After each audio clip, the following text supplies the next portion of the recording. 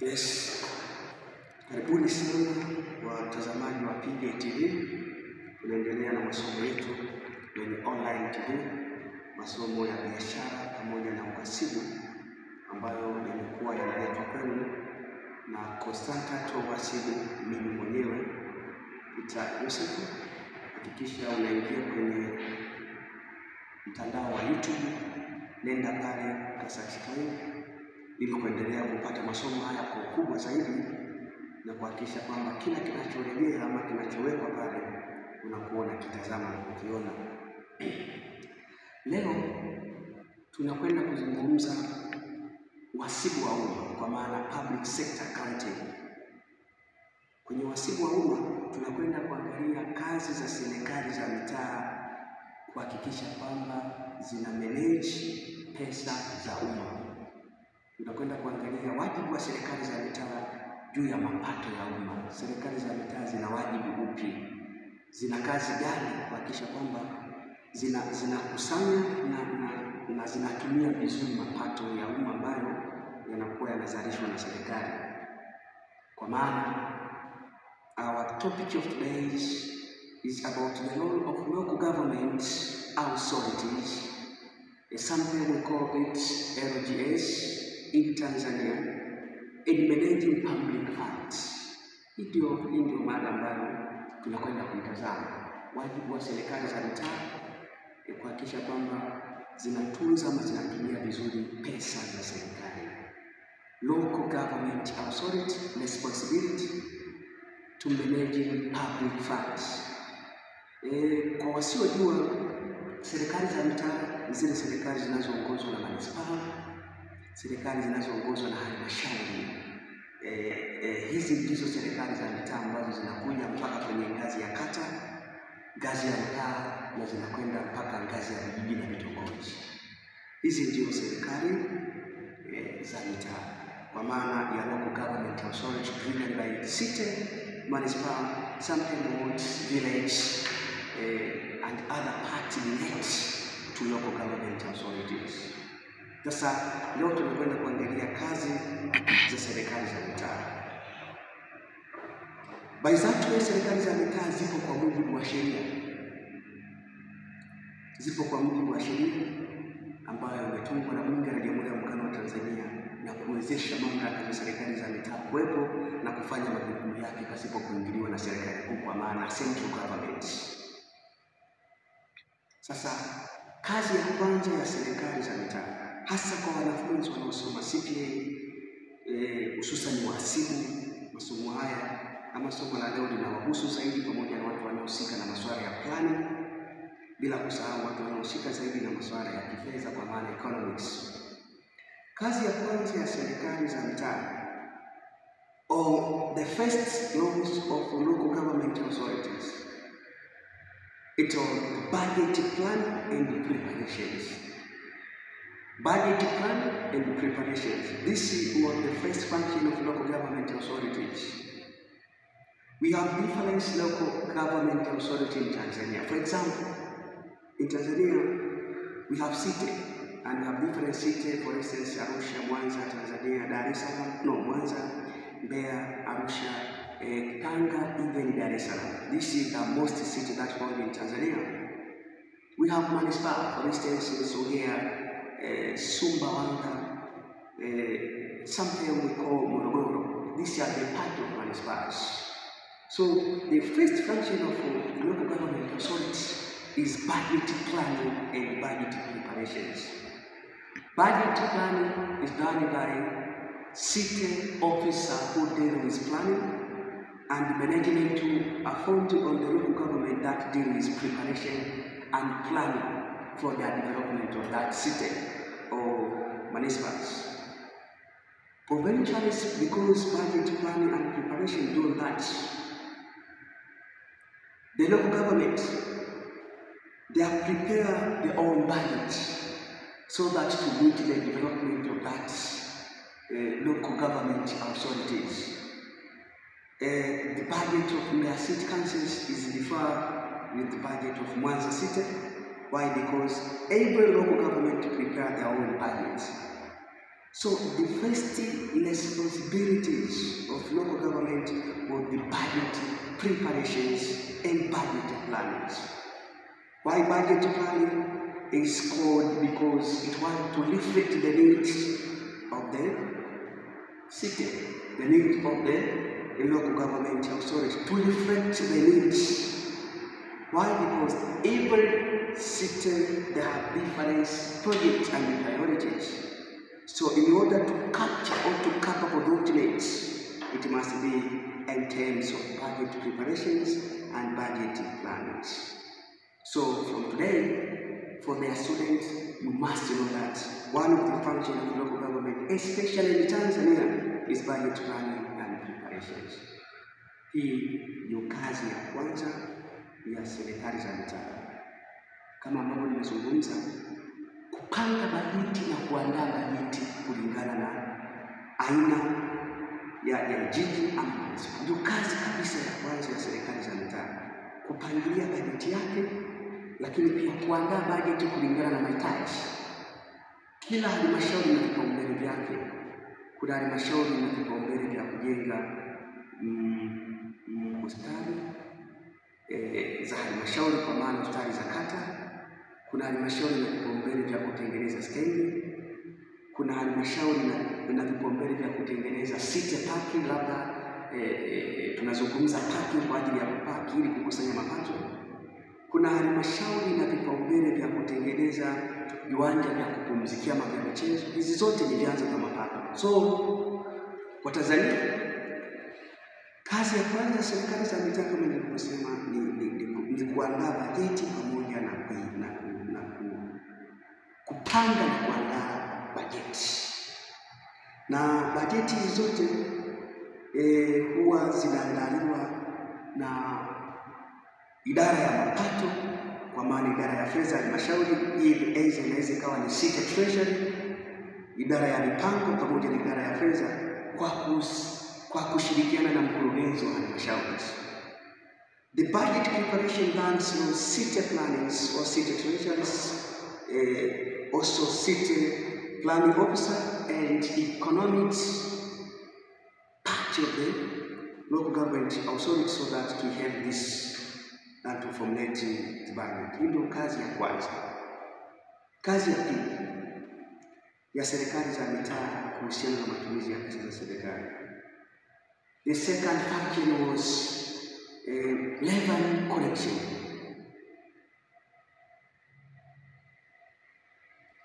Local government authorities that have responsibility to collect their own revenues. They have responsibility or responsible to collect their own revenues.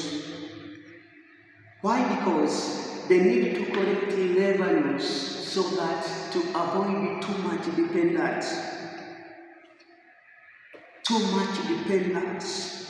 to central government. They must suppose to collect their own revenues. Because why? They have their own sources of revenues. And there are different sources of revenues from central government. They have different sources of revenue from local government revenues. And the example of those sources, local government sources, they have property tax, they have business license, they have market fees. Sometimes they have market fees. Example now is Mbeya City Council. They have a project of Sokomatona market. It will be the part of the correction of revenue so that to enhance the project and the budget of the city. And also, they have fines and penalties from their businessmen and the other parts. So the second function of local government revenue was the collection of tax. And this tax, it's collected from their own sources. As I said, property tax like house, business license for their own or for their small business, and market fee, sometimes fine and penalty. Hii ndio kazi ya pili ya serikali za mitaa katika kumanage public funds. Kama nilivyozungumza, kazi ya pili ya serikali za mitaa ni kukusanya mapato. Kukusanya mapato. Baada ya kuandaa bajeti na kupanga, kazi ya pili ni kukusanya mapato ya halmashauri. Na halmashauri zote zinakusanya mapato yake yenyewe, na ndio maana halmashauri zinatofautiana kwa bajeti. Halmashauri ya jiji la Dar es Salaam ni tofauti na halmashauri ya Msimbo, halmashauri ya Songea, kwa sababu Dar es Salaam halmashauri yake inakusanya pesa nyingi zaidi. Sasa halmashauri inakusanya pesa kutoka wapi? Kwa wanafunzi mnatakiwa kufahamu, halmashauri ina vyanzo kama 5 vya kukusanya pesa yenyewe. Hizi zinaitwa source of local government revenues. Ziko vyanzo 5 vya halmashauri. Chanzo cha kwanza kinaitwa property tax. Halmashauri inakusanya pesa kutokana na vyanzo vyake vyenyewe, hususan vitu vinavyomilikiwa na halmashauri. Properties inaweza ikawa ni majengo yanayomilikiwa na halmashauri yaliyojengwa kwa ajili ya kukusanya mapato, lazima serikali ikakusanya pesa pale. Property tax inaweza ikawa ni hoteli. Mfano, kwa wale waliofika Dodoma, iko hoteli ya halmashauri ya jiji la Dodoma, Dodoma City Hotel. Kwa hiyo serikali kupitia halmashauri inakusanya pesa zake za ndani. Kwa chanzo cha kwanza cha kukusanya hela kwenye halmashauri tunasema ni pesa za majengo ambayo yametengenezwa na halmashauri, kwa maana property tax ama mali za halmashauri ndio chanzo cha kwanza cha halmashauri cha kukusanya hela. Chanzo cha pili ni leseni za udereva. Leseni za udereva na biashara, business license. Wako wafanyabiashara wadogo wanaopewa leseni na halmashauri. Kwa halmashauri zinatoa hizi leseni kama vyanzo vya mapato.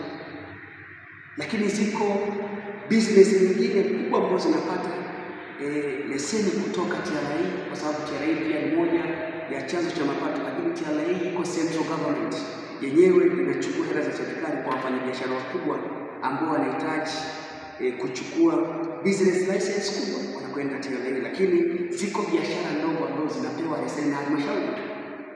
Kwa hiyo kwenye business license halmashauri inatoa leseni kwa vyombo baadhi vya moto, ikiwemo bajaji, zinapewa namba na zinatoa mapato ya halmashauri, kwa sababu zinakuwa zimepewa leseni kwa ajili ya kufanya transportation ndani ya halmashauri husika. Kwa nini vinatoa pesa? Leseni vinapewa leseni, vinatoa pesa kwa sababu daradara za Mbeya haziwezi kufanya kazi Dar es Salaam, zimesajiliwa Mbeya na zinafanya kazi ndani ya mkoa wa Mbeya. Daradara za Mwanza haziwezi kufanya kazi Dar es Salaam kwa sababu zimesajiliwa Mwanza. Kitendo cha kusajiliwa kufanya kazi ndani ya halmashauri lazima zifikie mapato. Service rate zinaitwa hivyo. Huduma, ushuru wa huduma. So business license was the part, ni sehemu ya vyanzo vya serikali, kwa maana serikali za mitaa katika kusanya mapato. Lakini pia tuna ushuru na matatu, ushuru wa masoko, tunaita market fee.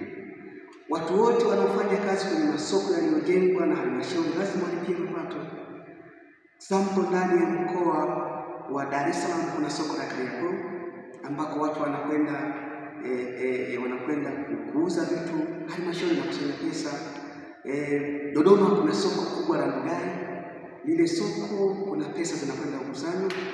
Mbeya tuna soko la Mwanjerwa, tuna soko la Sokomatola. Huku kote watu wanakwenda kusema kwa sababu ile soko ni kati ya serikali katika kukusanya mapato, especially ndani ya serikali za mitaa. Kwa hiyo kiulizwa leo, serikali za mitaa zinakusanya pesa wapi? Zinakusanya pesa kupitia property tax, kwa maana vyanzo vyake vya mapato, majengo, leseni, lakini pia kwenye soko. Na namba 4 ni faini. Serikali za mitaa pia zinakusanya hela kupitia faini. Watu wanaoendesha magari nje na utaratibu, faini za watu wasiolipia ushuru wa uchafu, magari taka, wanapigwa faini. Zile faini zote ni vyanzo vya mapato pamoja na penalty. Kwa hiyo kazi ya pili ya serikali za mitaa ni kukusanya mapato kwa maana ya revenue collections. Tunakwenda kwenye kazi ya tatu ya serikali za mitaa. Baada ya kukusanya pesa, kazi ya tatu ni implementation of their local projects. implementation of their local projects. Local government authorities, they have own local projects. Once they collect revenue, they are spent that particularly amount of money for their local projects. Why? Because they fulfill the requirement according to the budget prepared during the annual meeting about the councillors. Why? Because the maximum projection of that amount of money is for local projects. And local government also have different projects like education project, health project, sometimes it can be an agricultural project, and water and sanitation project, and sometimes it can be roads. So the local government authorities, they implement local projects based on their priorities, like health, education project, development of agriculture, and sometimes it can be water and sanitation. These are the six functions of local government. Kwa hiyo kazi ya tatu ya serikali za mitaa ni kuhakikisha inakwenda kufanya majukumu ama kuimplement project za ndani ya halmashauri. Vitu vyote ambavyo viliainishwa na madiwani kwenye kikao cha pamoja cha kupanga bajeti za halmashauri, sababu halmashauri zinasimamiwa na mwenyekiti wa halmashauri ama meya. It can be a chairperson of it can be the chairperson or it can be the mayor. Hawa ndio viongozi wa halmashauri. Sasa kazi ya tatu baada ya kukusanya mapato ni kwenda kuimplement zile projects. Sasa halmashauri na implement project kubwa zaidi. Ya kwanza, halmashauri zina implement project za mashule, kujenga mashule kwa ajili ya kukusanya mapato. For instance, the project of construction English medium schools. For the city like Mbeya, they have difference, and Mbeya is one of the best cities that implement the educational programs, for instance, English medium schools, so that to impact the education of Mbeya and to be the part of the source of government, local government revenues. And the city of Mbeya or Mbeya City Councils, they have different English medium schools, like Chief Mwashinga, Azimio, Mkapa, and Magufuli.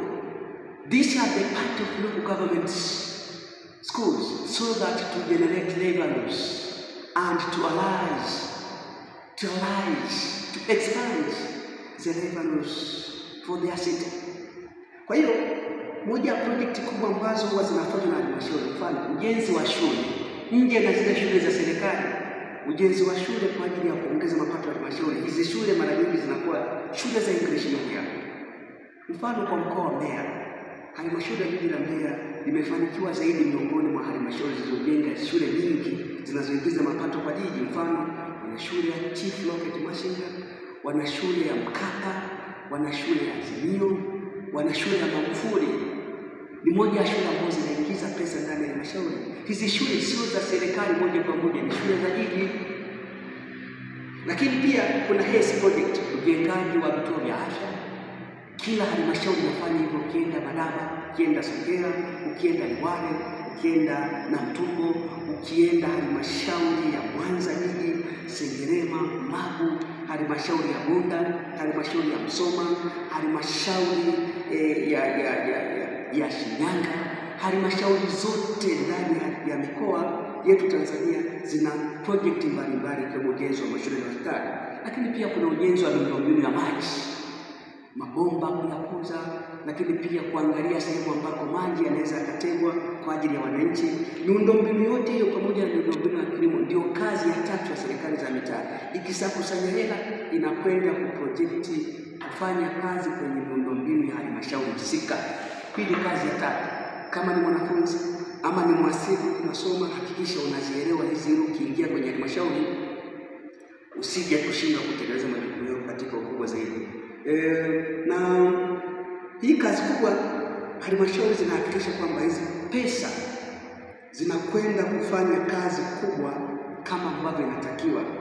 And this particularly incomes, the local government authority to ensure these funds are used to improve services in the wards, and village.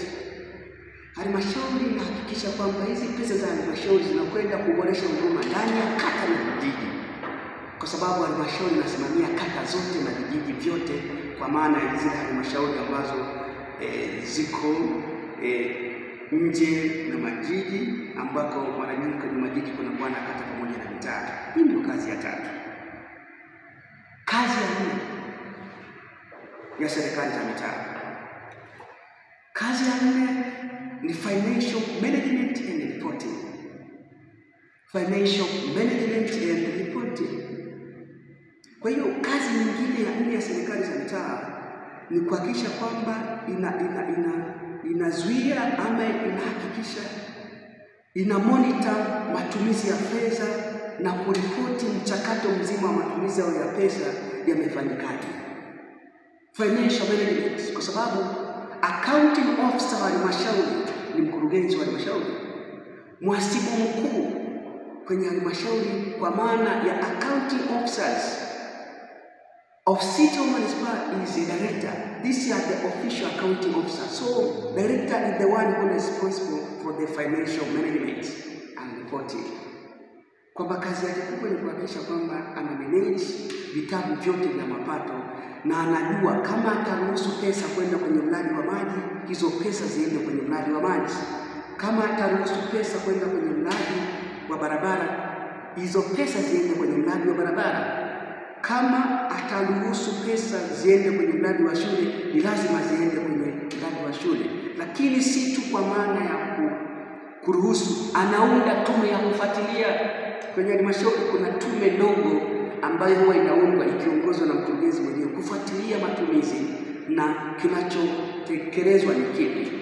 So kwa maana mazingira haya, moja kazi kubwa ya halmashauri serikali za mitaa ni kusubmit to prepare financial management and reporting. Why? Because the local government authority is the one who manages expenditures according to the approved budget. Serikali za mitaa lazima zitumie mapato kulingana na bajeti iliyotengenezwa na madiwani. Mfano, bajeti ya halmashauri ya jiji la Mbeya kama itakuwa inatumia bilioni 27, ni lazima isitumie bilioni 27, haiwezi kutumia bilioni 30, kwa sababu bilioni 30 haikutumiwa na halmashauri, haipo kwenye bajeti. Kwa kazi ya nne ni financial management, kutumia pesa kulingana na bajeti iliyotengenezwa. The local government authority it here enable the management of expenditure according to the approved budget. Lakini si tu kwa maana approved budget. Halmashauri zote zinatumia public finance regulation order. Public finance regulation, kanuni za matumizi ya fedha. Kiko kitabu kinachotoa mwongozo wa matumizi ya fedha za halmashauri. Hiki kitabu kiko chini ya mkurugenzi wa halmashauri ambaye yeye ndio accounting officers. So by that way, kwa wahasibu ambao mko ndani ya halmashauri, kwamba pesa za halmashauri lazima zitumike kulingana na budget iliyoelekezwa, lakini kwa kufuata public finance regulations order, ili kuhakikisha kwamba matumizi yanayotumika yanakuwa katika ubora mkubwa. Lakini ukiacha kwenye financial management, lazima halmashauri zitengeneze reports kwa zile pesa ambazo zimetumika. And this report it helps to prepare financial reports and to submit them to central government. Serikali za mitaa wakishatumia zile pesa lazima waandae ripoti, na ripoti ziko 3 kwa wahasibu. Tuna income statement ya kwanza, tuna statement of financial position kwa maana balance sheet, halafu tuna statement of cash flow. Hizi ripoti lazima serikali za mitaa ziandae na ziweze kusubmit central government, zisubmit serikali kuu, na wanaandaa hizi ripoti. Wahasibu wanafahamu ama wakurugenzi wanafahamu. Kwa wahasibu kuna kitu kinaitwa bank reconciliations. This is the actual agreement between bank statement judgment and account and actual transactions that will happen to the different transactions within the city. Kuna kitu kinaitwa bank reconciliation. Lazima mhasibu angalie vitabu vya mapato ambavyo anavyo ndani ya halmashauri na pesa iliyotumika benki viko sawa. Halmashauri kama imetumia bilioni 20, zile risiti kweli zinaonyesha bilioni 20 kulingana na benki inayoonyesha kwamba ile halmashauri imetumia bilioni 20. Akishatengeneza ile bank agreement ambayo tunasema bank reconciliations, anakwenda kusubmit kwenye central government. Hii ni kazi ya 4 ya serikali za mitaa kwenye kumanage public funds. Kazi ya 5, transparent and accountability. Transparent and accountability. Number 5 function of local government was transparent accountability. One of the functions of local government involve the transparency and accountability. Why? Because in their plannings, they involve citizen budgeting through the public meetings. For instance, and the ones on the districts or on the village, we have so-called public or village meeting. We are so-called mkutano wa halmashauri ya kijiji. So transparency and accountability was another functions of local government authorities. Wajibu wa serikali za mitaa ni kuhakikisha inafanya kazi kwa uwazi na kwa uwajibikaji kwa ajili ya wananchi. Serikali za mitaa zipo kwa ajili ya kuwajibika kwa wananchi kwa uwazi. Na niwaambie wakurugenzi wanaoziongoza halmashauri, kama unataka kufanya kazi yako vizuri, hakikisha unakuwa transparent. Kuwa muwazi kwa kile unachokifanya, utafanya kazi yako kubwa sana. Na hata kama kutatokea kuna damage, wananchi watakutetea, wananchi watakulilia, kwa sababu utakuwa umefanya kazi yako katika transparent kwa uwazi mkubwa sana. Kazi kubwa ya uongozi ni kuunganisha watu, sio kuwagawa watu. Litakuwa jambo la ajabu sana kama kutakuwa ni kiongozi kwenye halmashauri kazi yako ni kuwagawa watu, aidha kwa kuwachunganisha, kwa sababu kazi ya kwanza ya kiongozi was to unite people and not to divide them. Hii ni principle moja nzuri sana kwa. Sasa kwenye nadharia hii, moja kazi ya serikali za mitaa ni kufanya kazi kwa uwazi, kwa kuhusisha wananchi, kwa kufanya mikutano ya hadhara kwenye halmashauri na kata na kueleza mapato na matumizi. Lakini sisi tu kufanya mikutano, kubandika pesa zote ambazo zimefika halmashauri. Wajibu wa mkurugenzi kubandika kwenye mbao za matangazo, watu wasome kwamba halmashauri imepokea bilioni 2 kwa ajili ya ujenzi wa madarasa, ili wananchi waweze kujua halmashauri imepokea. Ndio transparent na accountability kwenye halmashauri ambayo inaweza kuleta uwazi zaidi. Nazungumza na wakurugenzi na wahasibu, hii kazi ya kwao wanatakiwa kuifanya. Nazungumza kama consultant, mhasibu ambaye nafahamu taaluma hii ninayozungumza, nafahamu wajibu huu unaotakiwa kufanywa na serikali za mitaa. Kwa hiyo wajibu huu mkubwa halmashauri ikifanya, inakuwa imeshafanya kwenye mambo makubwa sana. Transparent and accountability, kufanya mikutano ya halmashauri na kubandika pesa zilizopata kwenye mbao za matangazo. This is the number 5 function of local government, transparent and accountability, uwajibikaji na uwazi. Sio mkurugenzi kila sehemu unakwenda. Ukipanga bajeti ya usimamizi wa madarasa, wewe ndio unakwenda kusimamia. Iachie kamati inayoongozwa na walimu wakuu wafanye kazi yao. Gawa madaraka, hakikisha kwamba wewe unakuwa coordinator na sio kila sehemu unafika. Hii ndio kazi kubwa ya halmashauri kwenye matumizi ya pesa za serikali. Na lazima kwenye transparent, the local government authority, they must post budgets and summaries and expenditure report in the public notes. Board for transparent. Lazima kama nilivyozungumza, to post budget summaries and expenditure summaries on the public notes, to build a trust to their citizens. ni kuhakikisha unaweka summary ya bajeti iliyotumika zote kwenye public notes. Ndio kazi ya 5. Lakini kazi ya 6 ya halmashauri ama kazi ya serikali za mitaa, it is about auditing and oversight. Ukaguzi wa pesa za serikali ambao unatakiwa ufanye na internal auditors. Mkaguzi wa ndani ama kazi ya 5 ya serikali za mitaa ni kuhakikisha kwamba zile hela walizozitafuta wamezitumia zifanyiwe auditing and oversight.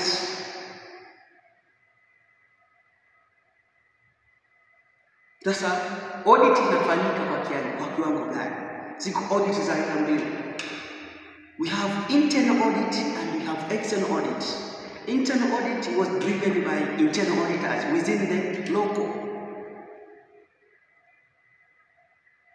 the local government authorities. It can be city or municipalities. There is internal auditors who are responsible to report the fraudulent errors, because in auditing we detect fraudulent errors and misstatements of financial position. This can be done by auditors within the city or municipalities. So, number 6 functions of public local government authorities about auditing. So we have internal auditors and external auditor. External auditor is controllers of Auditor General, CAD. That is an external auditor. CAD is an external auditor for their local government authority. But there is an internal auditors who are the main function to detect frauds and errors. To detect fraud and errors.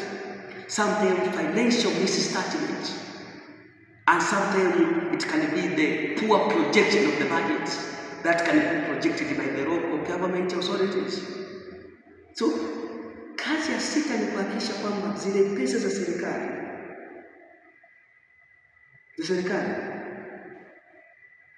zinakwenda kusimamiwa vizuri, lakini sio tu kusimamiwa, zinakwenda zinahakikiwa na nani? Wako wakaguzi wa aina mbili. Tuna wakaguzi wa ndani na nje, tunataka kuzungumza. Wakaguzi wa ndani wako walioajiriwa, wakaguzi wanaohakikisha kwamba wanaripoti ubadhirifu kwa mkuu wa taasisi, kwa maana ya mkurugenzi, kwamba kuna vitu haviko sawa. Hawa kazi yao ni kuzuia matumizi ya hovyo yasiwe mengi ndani ya taasisi. Na hawa wakaguzi wa ndani, wahasibu wenzangu, wachumi wenzangu, naomba niwaambie, wahasibu wa ndani wanaripoti kwa watu wawili. Wanaripoti kwa mkurugenzi na wanaripoti kwa mkuu wa mkoa. Serikali za mikoa mkuu wa mkoa ana wajibu wa kutuma timu kwenye halmashauri kakague kinachoendelea. Kwa hiyo wale internal auditor wanaripoti sehemu mbili. Wanaripoti ndani ya mkurugenzi wa halmashauri, wanaripoti kwa mkuu wa mkoa, kwa sababu mkoa ndio unaosimamia halmashauri zote ndani ya mkoa. Na mwenyekiti wa kamati ya ulinzi na usalama wa mkoa ni mkuu wa mkoa, ndio mwenye wajibu wa kuhakikisha kwamba kila halmashauri inakusanya pesa zake kwa wakati na inatumia vizuri. Tunaelewana vizuri hapo? Kwa hiyo pesa za halmashauri lazima zinakaguliwa na hao watu wawili. Mkaguzi wa nje anaitwa CAG, ambaye tunasema ni Controller Auditors General, mkaguzi mkuu wa hesabu za serikali. Na sasa hivi tunaye Mheshimiwa Kicheni, anafanya kazi yake bora kabisa ya ukaguzi wa pesa za serikali ili kuhakikisha kila kitu kinakwenda. Kwa hiyo wahasibu, mjue unapokuwa ndani ya halmashauri utakaguliwa na wakaguzi wa ndani, lakini pia utakaguliwa na CAG. Na hapa zinatolewa hati. Ziko halmashauri ambazo zinapata hati chafu kwa matumizi mabaya ya serikali. Kwa hiyo ukiwa mhasibu, hakikisha kazi yako inakuwa bora ili uweze kupata hati safi. Na kazi ya mwisho ya halmashauri za serikali za mitaa inaitwa capacity building. Capacity building to the financial or public funds.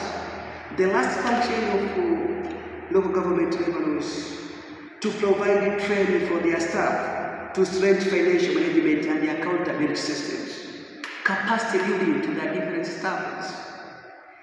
Kazi ya 7 ya serikali za mitaa ni kuhakikisha kwamba inatengeneza, inapanua wigo kwa wafanyakazi wake kuwa na maarifa makubwa, kuendesha semina kwa wafanyakazi wake juu ya mabadiliko ya mifumo ya ufanyaji kazi. Mfano, sasa hivi serikalini tuna mfumo wa malipo unaitwa MUSE, mfumo wa ulipaji serikalini, tuna mfumo wa manunuzi NeST, tuna mfumo wa TARI, mara kadhaa umekuwa unatumika, lakini tuna mfumo wa TAUSI.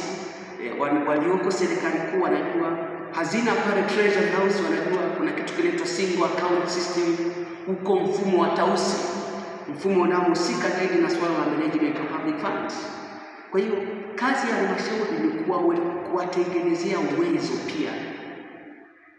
uwezo wafanyakazi wa ndani ya halmashauri ili kuweza kuendana na mifumo ya kifedha, lakini pia mabadiliko ya kimfumo ambayo yanakuwa yanaendelea ndani ya serikali na mabadiliko ya mara kwa mara. Hii ni kazi ya mkurugenzi kuandaa bajeti ndogo ambayo itakwenda kuwawezesha hawa watu wafanyakazi, hususan idara ya fedha lazima iende training, idara ya manunuzi kwa maana procurement department, economic department and treasury department. Hizi ni idara za muhimu sana kwenda kupata mafunzo kwa ajili ya kumeneja halmashauri. Baada ya kuzungumza hayo, nizungumze tu jambo moja kwamba serikali za mitaa zinafanya kazi kubwa sana. Wananchi mnao wajibu wa kufuatilia, kuuliza mkurugenzi anafanya kazi gani, mnao wajibu wa kufuatilia matumizi ya pesa za halmashauri zipoje, ili kuhakikisha kwamba kinachotekelezwa ndicho kila ambacho bajeti yao ilizungumza, na bajeti ndiko ambayo tunasema, kuliko kusubiri mikutano ya diwani. Mara nyingi madiwani wetu wamekuwa wajibu kutueleza vizuri, wanapochaguliwa wanaishia huko. Wajibu wa mwananchi kufuatilia ndani ya halmashauri husika, kujua matumizi na mapato ya serikali, lakini pia kuhoji miundombinu iliyoko ndani ya halmashauri. Inaweza ikawa ni barabara mbovu, kukosekana kwa magari ya taka, masoko kuwa mabovu, kukosekana kwa stendi. Yote ni wajibu wa mwananchi wa Tanzania kufuatilia. Hakikisha tu unatufollow kama nilivyozungumza mwanzo, kia kwenye YouTube PJ TV, nenda kasubscribe pale, utaendelea kupata elimu hizi ambazo zinaendelea kuja mara kwa mara kupitia channel hii. Kwa sasa nikutakie tu mafanikio mema ndani ya Jamhuri ya Muungano wa Tanzania.